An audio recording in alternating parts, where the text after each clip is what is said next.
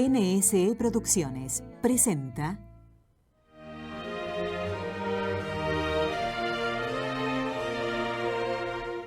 Vamos de camino. Te ofrecemos variadas entrevistas sobre temas de espiritualidad y filosofía aplicada a tu vida práctica. Como discípulos de Jesús, vamos de camino.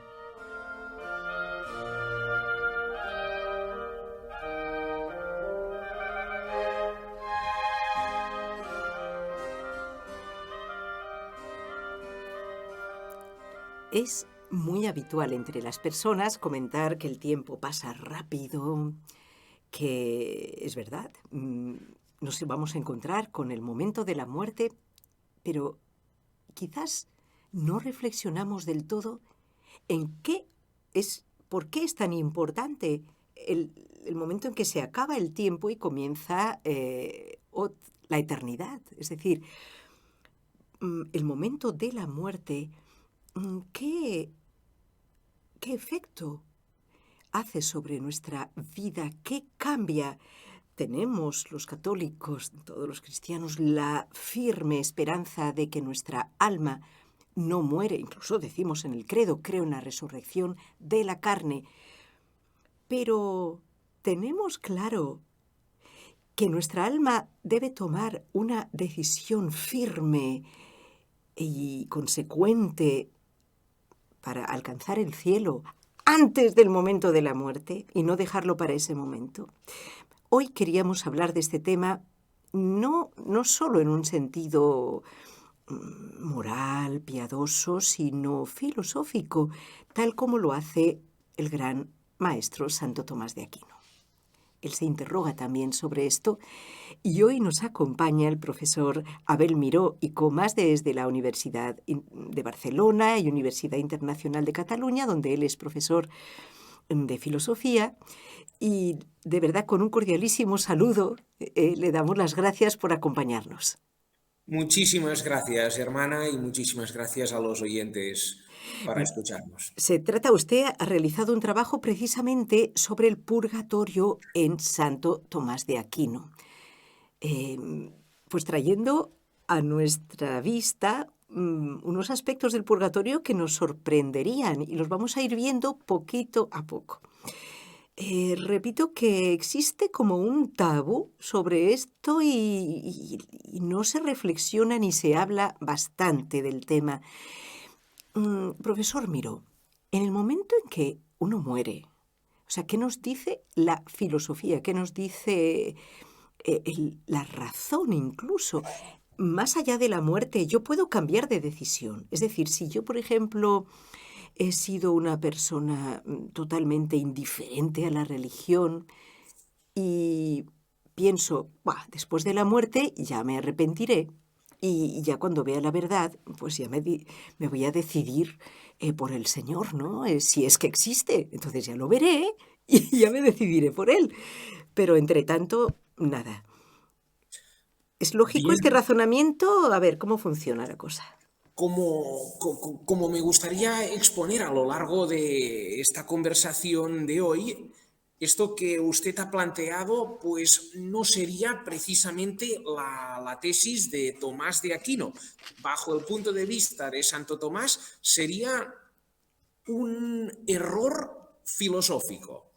Según Santo Tomás de Aquino, el alma separada del cuerpo se adhiere de una manera inmutable al objeto que ha escogido como fin último en el momento de morir. Me explico. Para entender esta tesis es imprescindible, antes de nada, entender qué es la libertad, es decir, qué significa la libertad. Después, una vez hayamos entendido qué es la libertad, según la filosofía de Santo Tomás, entenderemos también qué significa esto de la elección del fin último. Bien, Santo Tomás define la libertad, y así lo sintetiza muy bien el doctor Eudaldo Forment, del siguiente modo. La libertad es querer el bien elegido. La libertad es querer el bien elegido. Por lo tanto, vemos que en la libertad intervienen tres elementos, ¿no? Por un lado, tenemos la voluntad, que sería como el sujeto de la libertad, es la dimensión del hombre, la facultad del hombre, la potencia del hombre que ejerce los actos libres. Después tenemos el objeto deseado por la voluntad en el acto libre, que es siempre el bien. Lo querido es siempre el bien. Aquello que nos proponemos cuando tomamos una decisión libre es siempre el bien. Bien que puede ser o real, es decir, quiero algo que me parece un bien y además en la realidad es un bien, o puede ser un bien aparente, ¿no? Por ejemplo, aquí en nuestra tierra, en Cataluña, es muy habitual ir a buscar setas, a caçar bolets, como se dice, ¿no? Hay setas que son comestibles, ¿no? Y que se pueden añadir a los guisos y les dan un gusto excelente, pero hay setas que son venenosas, ¿no? Si yo me voy a buscar setas y confundo una seta venenosa, mortal, con una seta pues comestible, entonces quiero algo porque me parece un bien, quiero comerme esta seta porque creo que es una seta buena, es un bien aparente, pero es un bien real, porque si me la como voy a morir, Es un ¿no? mal real. Efectivamente, es un mal real, efectivamente. Es un bien aparente, pero es en la realidad un mal, ¿no? Vale, para que haya libertad debe haber, por un lado, un acto de la voluntad, del deseo, un querer, debo querer. Si quiero, quiero algo y lo que quiero es siempre un bien, algo que me parece un bien. Puede ser que me parezca un bien, pero en la realidad sea un mal, o bien puede ser que me parezca un bien y además sea un bien en la realidad, ¿no?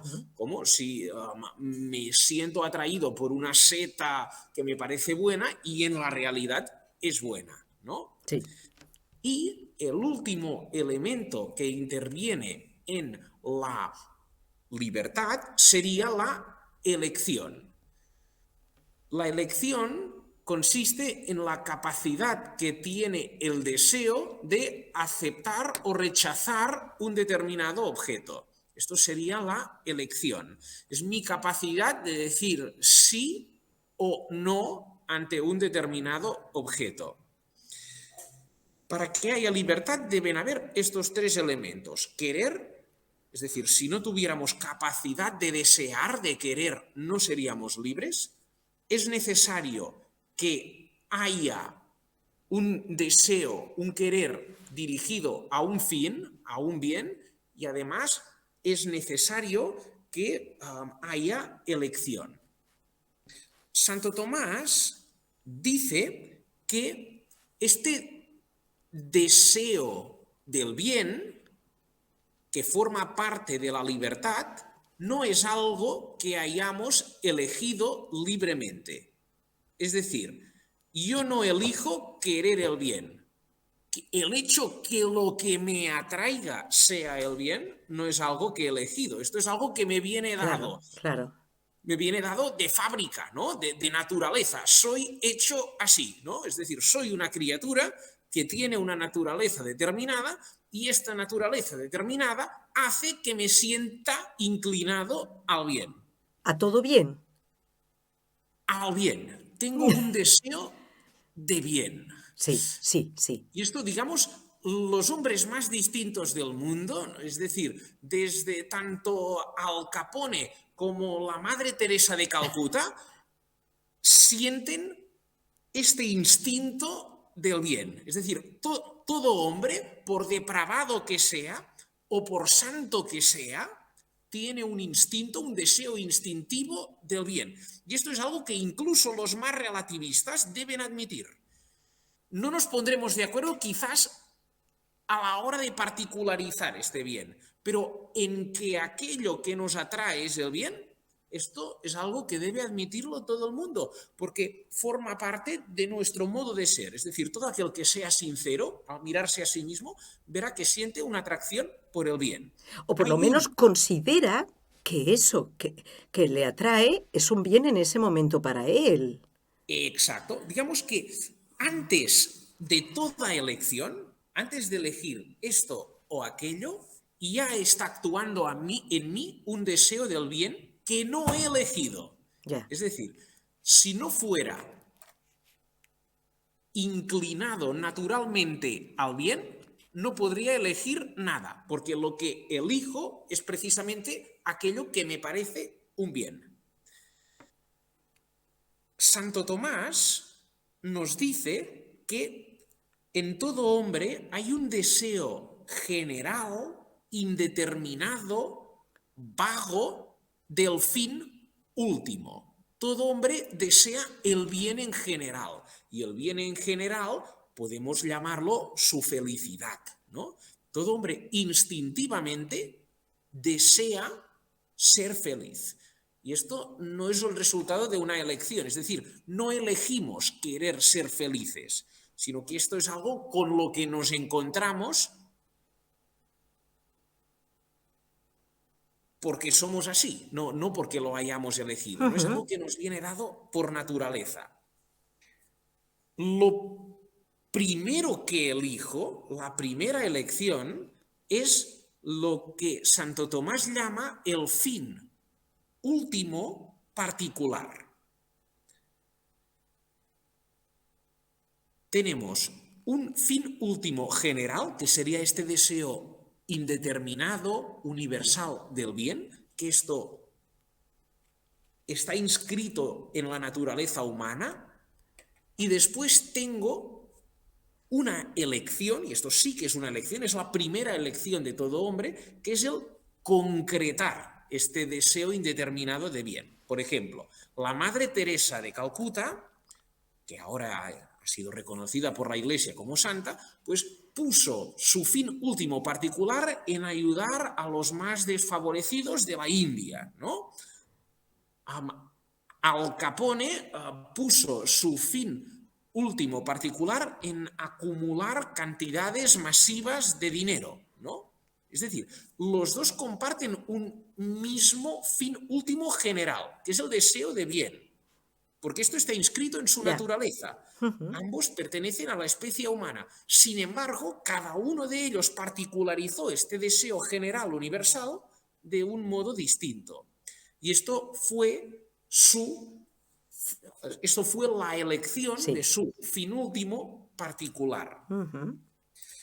Lo que dice Santo Tomás es que mientras hay vida en nosotros, esta elección del fin último particular puede cambiar, puede variar, pero en el momento que morimos, el alma queda fosilizada, queda como congelada en su último deseo, es decir, en aquello que antes de morir eligió como fin último particular, el alma queda fijada, queda fosilizada, queda congelada.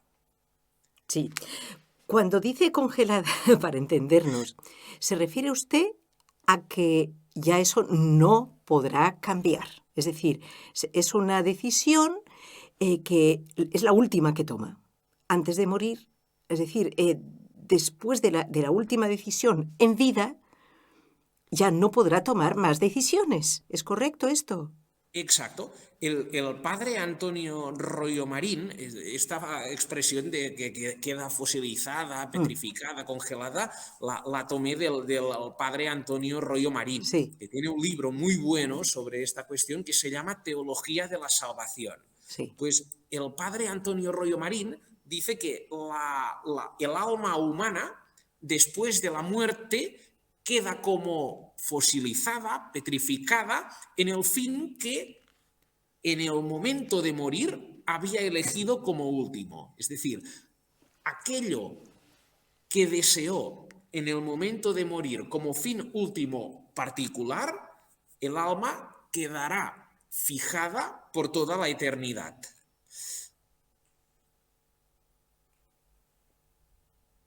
Sí. Muy bien. Hemos visto que esto dependía, o sea, para llegar aquí necesitábamos ver lo que es la libertad. Ya lo hemos repasado muy bien con esta definición que nos ha dado el profesor Miró. La libertad es querer el bien elegido.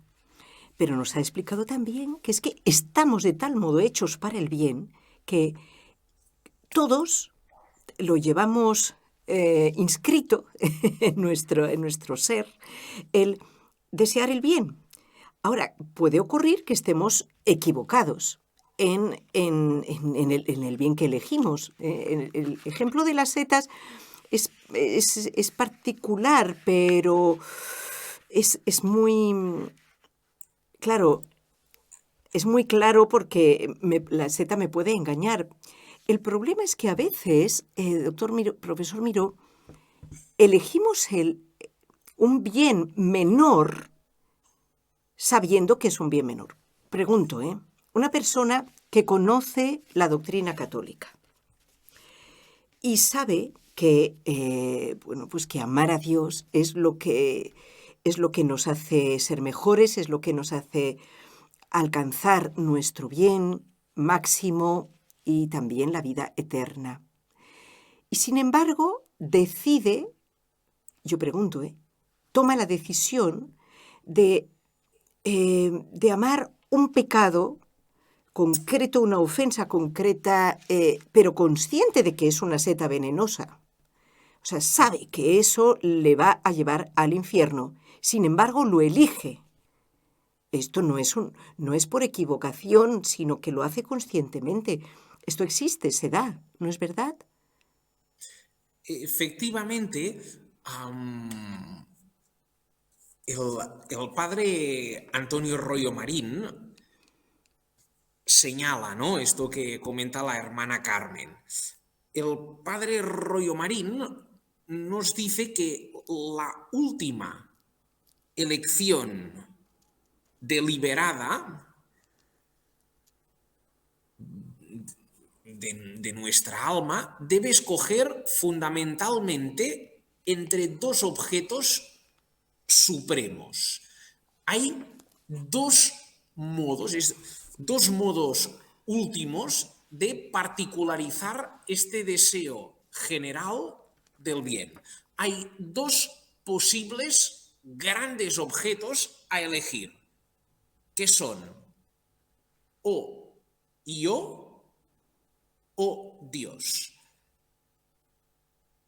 Estas son las dos posibilidades fundamentales, ¿no?, entre las cuales debemos elegir. Leo lo que dice el padre Royo Marín porque es muy claro. Sí. Dice, en el fondo, ese objeto, el fin último particular, no puede ser más que uno de estos: Dios o el propio yo. Si el alma está en gracia de Dios, su voluntad está inclinada de tal manera a Dios como último fin que en él caerá por su propio peso. Y al revés, cuando el alma comete a sabiendas, como decía usted, un verdadero pecado mortal, se pone voluntariamente de espaldas a Dios y elige como fin último su propio yo, al permitirle aquel placer pecaminoso que le pide en contra de la ley de Dios. O me someto a la ley de Dios o quiero darme mi propia ley, sabiendo que esto implica un contradecir la ley de Dios. Esta distinción entre Dios o el yo que el padre Rollo Marín explica también, está inspirada en un pasaje célebre de La ciudad de Dios, de San Agustín de Hipona. Sí. O sea, San Agustín de Hipona lo explica de un modo muy claro en el siguiente fragmento, que si le parece lo podemos leer. Dice San Agustín: dos amores han fundado dos ciudades. El amor de sí hasta el desprecio de Dios ha fundado la ciudad terrena. El amor de Dios hasta el desprecio de sí ha fundado la ciudad celestial.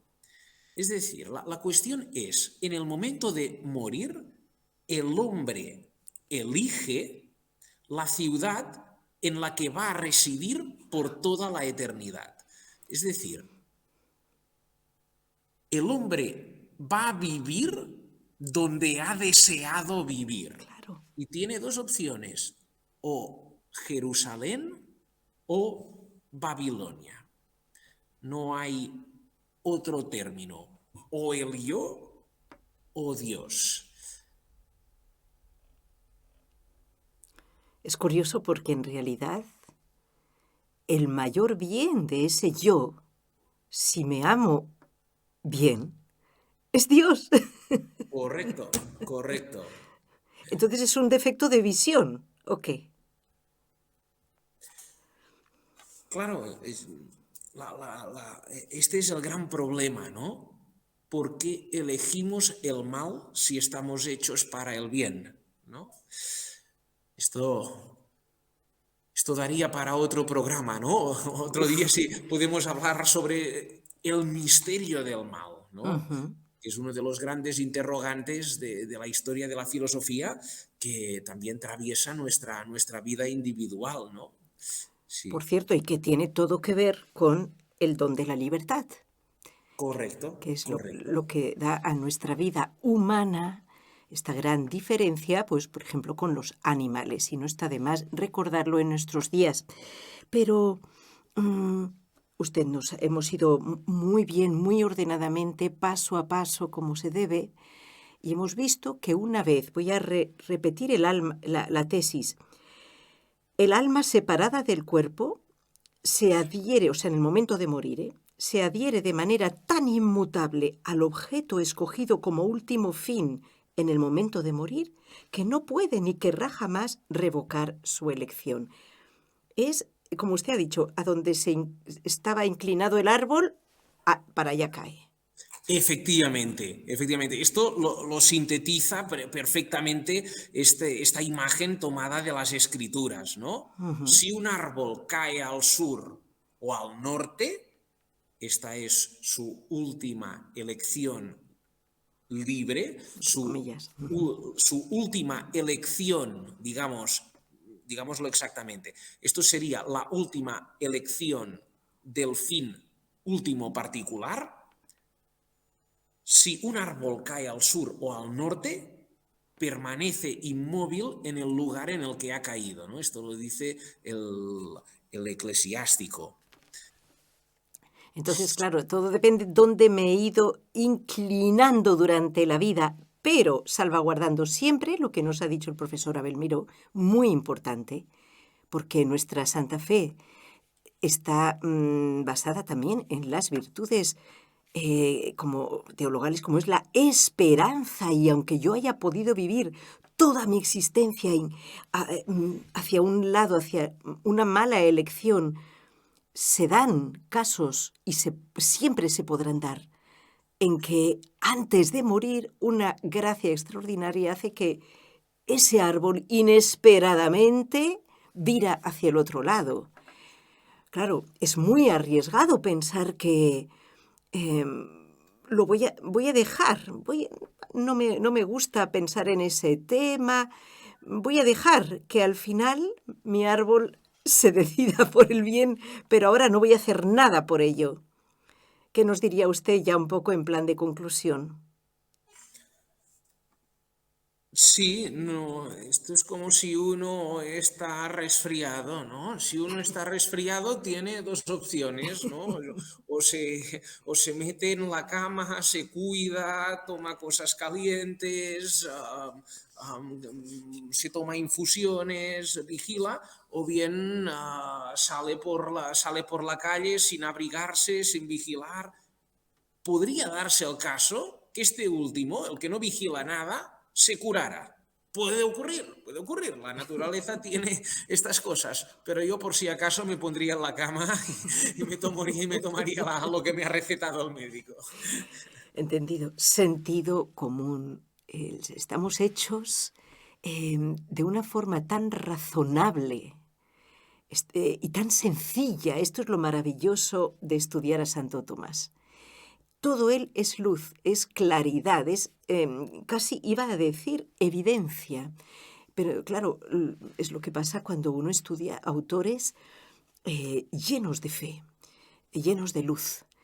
Es maravilloso, por eso queremos agradecer muchísimo al profesor Abel Miró, pues el habernos dado un poquito de su tiempo para dejarnos clara esta primera idea. Próximamente, Dios mediante, estudiaremos un poquito el momento del juicio particular. ¿Qué pasa cuando el alma, después de la muerte, inmediatamente después de la muerte, qué pasa con el alma? ¿Qué nos dice la razón y la fe? Invitamos al profesor Abel Miró de la Universidad de Barcelona a acompañarnos en esa próxima ocasión. Gracias, profesor. Muchísimas gracias a todos ustedes.